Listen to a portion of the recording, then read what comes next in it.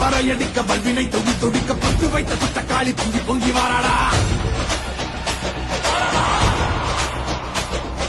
Weapon குழையாட வீரசூலம் கையிலாட மொப்பம் குடிச்சு அந்த முப்பிடாரி வாராடா.